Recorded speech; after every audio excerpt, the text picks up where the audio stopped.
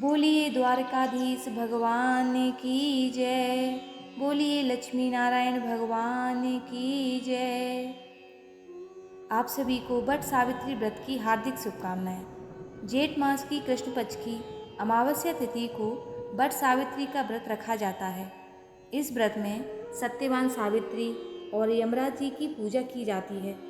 इस व्रत को रखने वाली सुहागिन महिलाओं का सुहाग अटल होता है और पति पर आया हुआ संकट भी टल जाता है। ऐसी मान्यता है कि सती सावित्री ने इसी व्रत के प्रभाव से अपने मृत पति सत्यवान को धर्मराज जी से जीत लिया था, अर्थात उन्हें पुनर्जीवन दिलवाया था। इस व्रत के 3 दिन पहले एक लकड़ी के पाटे पर लाल कपड़ा बिछाकर प्रतीक रूप में शुद्ध मिट्टी से देवी सावित्री, सत्यवान और भैंस पर विराजमान यमराज जी की प्रतिमा बनाकर स्थापित की जाती है। फिर व्रत के दिन सुबह स्नान आदि से निवृत्त होकर श्रृंगार करके सुहागिन महिलाएं वट वृक्ष के नीचे बांस की टोकरी में इन सभी मूर्तियों को ले जाकर रखती हैं और फिर इन मूर्तियों का पूजन चंदन, रोली, अक्षत, पुष्प, फल, धूप, दीप आदि से करने के बाद सती सावित्री नमः तथा धर्मराज राजा नमः मंत्र का जाप करने के बाद कच्चे सूत या मौली के बट वृक्ष की डाली में बांधकर 7 फेरे लेकर सावित्री और सत्यवान की पवित्र कथा कहती हैं और सुनती हैं। तो आज की इस वीडियो में मैं आपको सुना रही हूँ सत्यवान और सावित्री की पौराणिक कथाएं।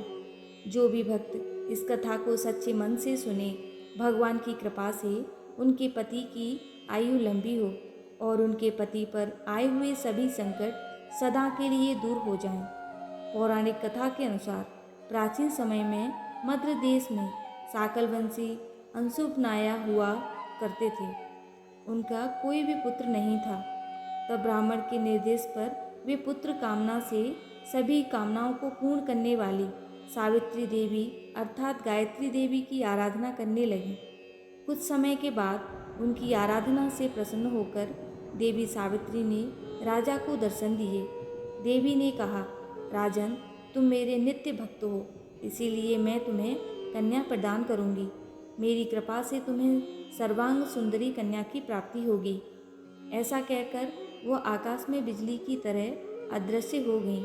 उस राजा की मालती नाम की पतिव्रता पत्नी थी। समय आने पर वह गर्भवती हुई और उसने सावित्री के समान रूपी वाली एक कन्या को जन्म दिया। तब राजा ने ब्राह्मण से कहा कि तप के द्वारा आह्वान किए जाने पर माता सावित्री ने इसे मुझे दिया है और यह सावित्री जी के समान ही रूप वाली है, इसीलिए इसका नाम भी सावित्री ही होगा। तब उन ब्राह्मण ने उस कन्या का नाम सावित्री रख दिया। धीरे धीरे समय बीतने लगा। समय बीतने पर जब सावित्री युवती हुई तब सावित्री को वर खोजने के लिए कहा गया। तब उसने दमत्सेन के पुत्र सत्यवान को पति रूप में वर्ण कर लिया। इधर जब यह बात देवर्षि नारद को पता चली तब वह राजा अश्वपति के पास आकर बोले कि राजन, आपकी कन्या ने तो वर खोजने में बड़ी भारी भूल कर दी है। सत्यवान गुणवान और धर्मात्मा अवश्य हैं, किंतु वह अल्प आयु हैं और 1 वर्ष बाद ही उनकी मृत्यु हो जाएगी। देवर्षि नारद जी की यह बात सुनकर राजा उदास हो गए। फिर उन्होंने अपनी पुत्री को बुलवाया और समझाया कि पुत्री, ऐसे अल्पायु व्यक्ति से विवाह करना बिल्कुल भी उचित नहीं है, इसीलिए तुम कोई और वर चुन लो। इस पर सावित्री बोली, तात, आर्य, कन्या अपने पति का एक ही बार वर्ण करती है, अर्थात एक बार ही अपना वर चुनती है, इसीलिए अब चाहे जो भी हो जाए मैं सत्यवान को ही वर रूप में स्वीकार करूंगी। देवी सावित्री के इस प्रकार अपने संकल्प पर अड़िग रहने के कारण आखिरकार राजा अश्वपति को उनका विवाह करना पड़ा। विवाह का सारा सामान और कन्या को लेकर वृद्ध सचिव सहित राजा उस वन में गए, जहां अपना राज्य और अपनी आंखों की रोशनी खो चुके राजा दमत्सेन अपनी रानी और राजकुमार सहित एक वृक्ष के नीचे कुटिया बनाकर रहा करते थे। इस वन में विधि विधान पूर्वक सावित्री और सत्यवान का विवाह कर दिया गया। वन में रहते हुए अत्यंत कष्ट पाकर भी सावित्री अपने नेत्रहीन सास ससुर और पति की सेवा में लगी रहती। नारद जी के कहे अनुसार जब पति के मरण काल का समय आया तब पतिव्रता और धर्मपरायण सावित्री ने अपने ससुर से आज्ञा लेकर त्रिरात्रि व्रत का अनुष्ठान किया। चौथे दिन आने पर जब सत्यवान ने लकड़ी, फूल और फल लाने के लिए जंगल की ओर प्रस्थान किया तब सावित्री भी सास ससुर से आज्ञा लेकर दुखी मन से अपने पति के साथ उस भयंकर वन में चली गई। नारद जी के वचनों का ध्यान करके मन में अपार कष्ट रहने पर भी उसने अपने इस भय को पति के सामने उजागर नहीं होने दिया। पति का मन बदलने के लिए वह झूठ मूठ उसे वन के वृक्षों और पशु पक्षियों के बारे में पूछताछ करती रही। सूरवीर सत्यवान उस भयंकर वन में विशाल वृक्षों, पक्षियों और पशुओं के दल को दिखला दिखलाकर थकी हुई और कमल के समान नेत्रों वाली राजकुमारी सावित्री को आश्वासन देते रहे।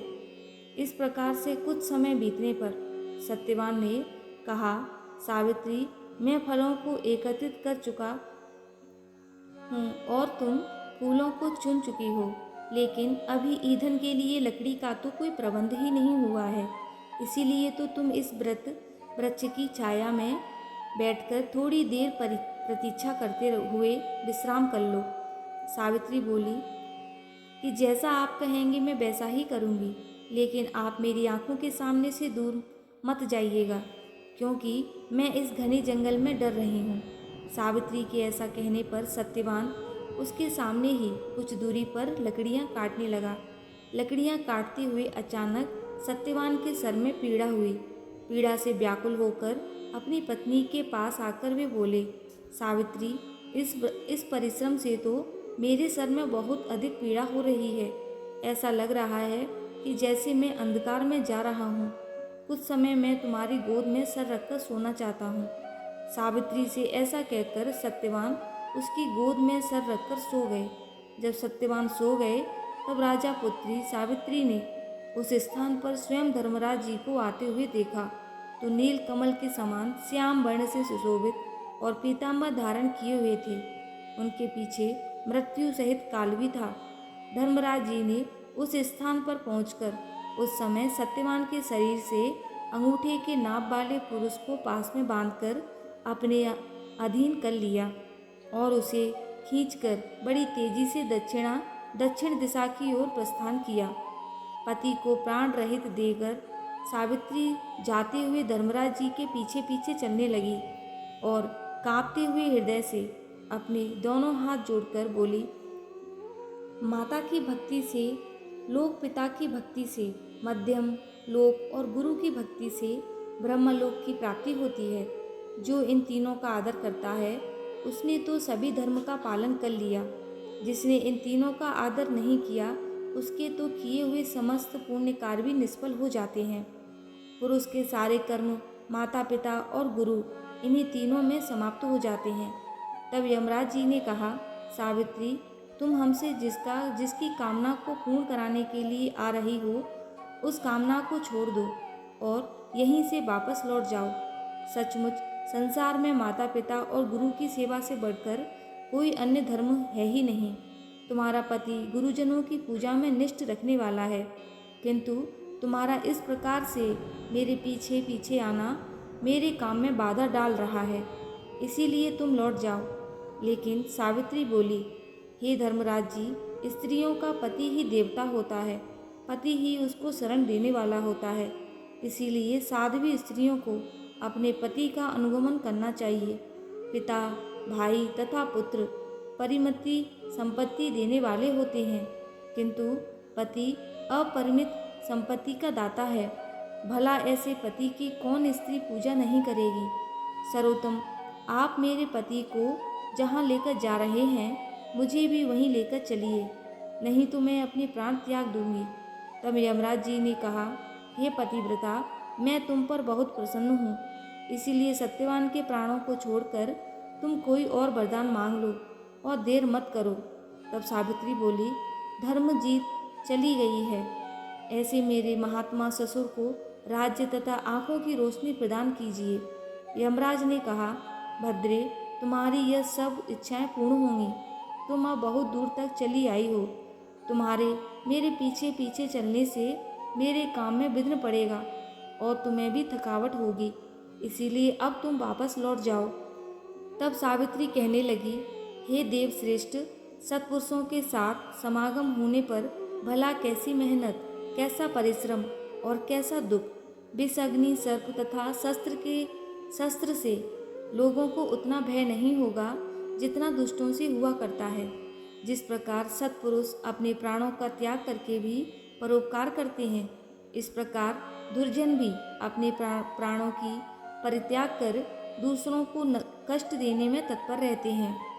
यह जगत सत्पुरुषों द्वारा धारण किया जाता है और आप उन सत्पुरुषों के अग्रणी हैं। इसीलिए हे देव, आपके पीछे पीछे चलती हुई मुझे कुछ भी दुख नहीं हो रहा है। यमराज जी बोले, हे विशालाक्षी, तुम्हारी इन धर्म युक्त वचनों से मैं बहुत प्रसन्न हूँ। इसीलिए सत्यवान के प्राणों के अलावा दूसरा कोई और वर मांग लो और देर मत करो, यहीं से वापस लौट जाओ। अब की बार सावित्री बोली, मैं 100 सहोदर भाइयों की अभिलाषा हूँ।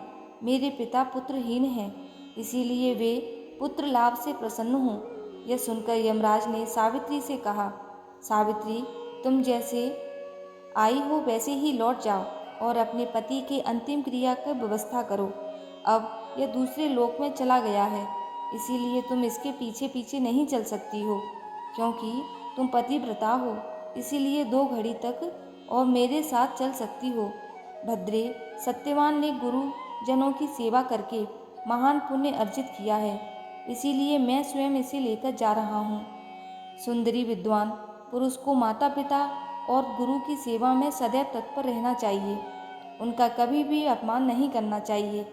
मनुष्य के जन्म के समय माता और पिता जो कष्ट सहन करते हैं, उसका ऋण सैकड़ों वर्षों में भी नहीं चुकाया जा सकता। इसीलिए मनुष्य को माता पिता तथा गुरु की सर्वदा प्रिय कार्य करना चाहिए, क्योंकि इन तीनों के संतुष्ट होने पर तभी तपस्या संपन्न हो जाती है। भद्रे, तुम्हारी कही सभी बातें पूर्ण होंगी, तुम्हारा पूरा काम होगा। अब तुम लौट जाओ।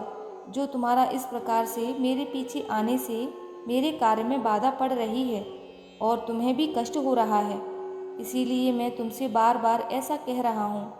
अब सावित्री कहने लगी, हे देव श्रेष्ठ, धर्म उपार्जन के कार्य में कैसी गिलानी और कैसा कष्ट।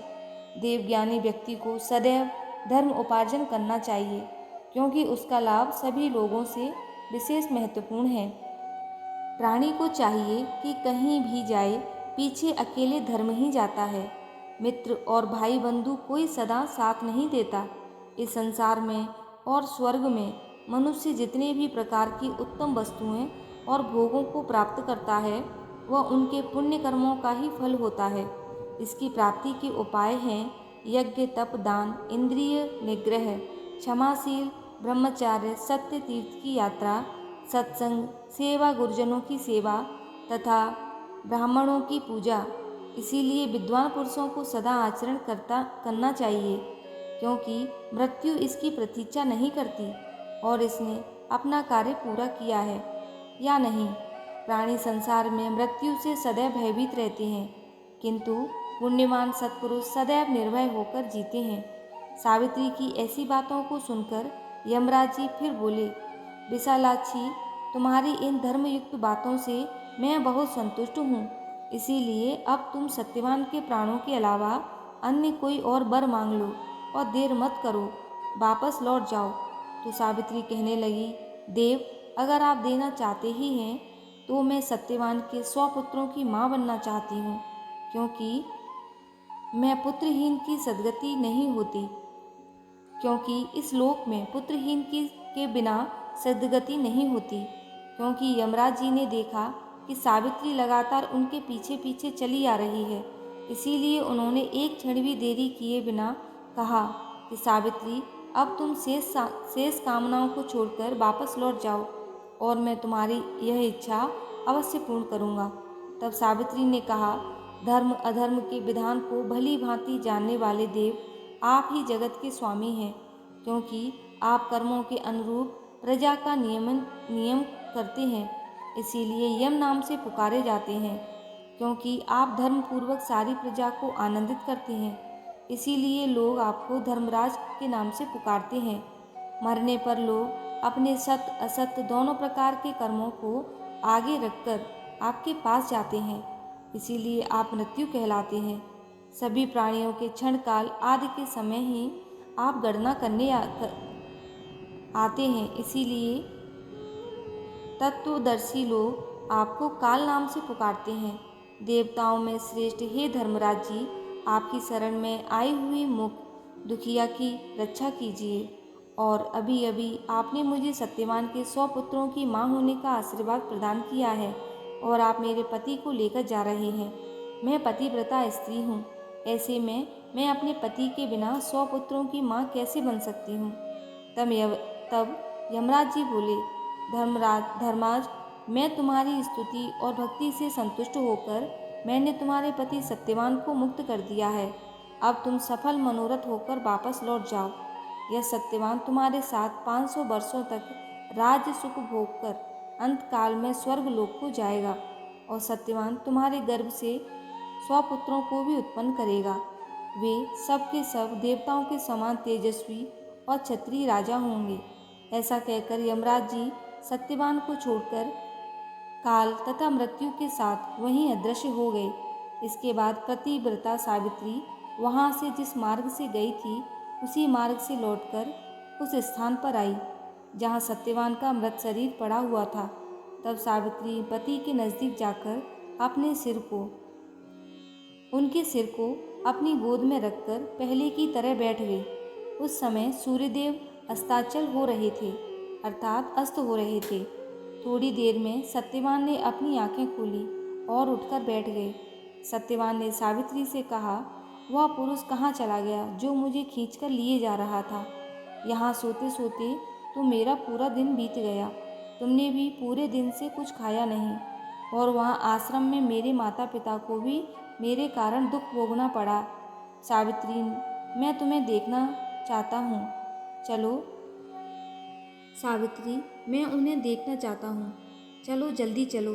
तब सावित्री बोली, स्वामी, सूर्य तो अस्त हो गए, चलिए अब हम आश्रम को लौट चलें। वहीं सारी घटना विस्तार पूर्वक आपको मैं बताऊंगी। ऐसा कहकर सावित्री अपने पति के साथ आश्रम में जा पहुंची। इसी समय पत्नी सहित दमनसेन राजा को नेत्र ज्योति प्राप्त हो गई। वे दोनों अपने पुत्र और पुत्रवधू को वापस आया देखकर बहुत प्रसन्न हुए। सावित्री और सत्यवान ने सपत्नी क्षत्रिय श्रेष्ठ राजा दमनसेन को प्रणाम किया। पिता ने अपने पुत्र को गले लगा लिया। उसी समय आनंदित सावित्री ने जैसी घटना घटित हुई उसका वर्णन किया और इस रात को अपने व्रत को भी समाप्त किया। अगले दिन प्रातःकाल राजा की सारी प्रजा सेना सहित ढोल नगाड़े बजाते हुए राजा को पुनः राज्य प्रदान करने के लिए निमंत्रण देने आई और यह सूचना दी कि राजा नेत्रहीन होने के कारण जिस राजा ने आपको राज्य को छीन लिया था, वे राजा मंत्रियों द्वारा मारे डाले गए हैं। अब वो आप भी राजा हैं। यह सुनकर राजा दमनसेन सेना के सहित वहां गए और धर्मराज जी की कृपा से पुनः अपने राज्य को प्राप्त कर लिया और समय आने पर सावित्री 100 पुत्रों की भी माँ बनी। इस प्रकार पतिव्रता सावित्री ने अपने पितृपक्ष और पति पक्ष दोनों का उद्धार किया और मृत्यु के पास में बंधे हुए अपने पति को भी मुक्त कराया। इसीलिए मनुष्यों को सदा साध्वी स्त्रियों की देवियों के समान पूजा करनी चाहिए, क्योंकि उनकी पूजा से ही ये तीनों लोक स्थित हैं। जो भी भक्त सत्यवान सावित्री की इस कथा को नित्य सुनता है, वह सभी प्रयोजनों में सफलता प्राप्त करके सुख का अनुभव करता है, कभी भी दुख का भागी नहीं होता। और जो सुहागिन महिलाएं इस कथा को प्रेम पूर्वक सुनती हैं, उसके पति पर आया हुआ संकट काल टल जाता है और उसके पति की दीर्घ आयु होती है। बोलो धर्मराज जी की जय, बोलो सत्यवान सावित्री की जय। जय श्री कृष्ण। राधे राधे।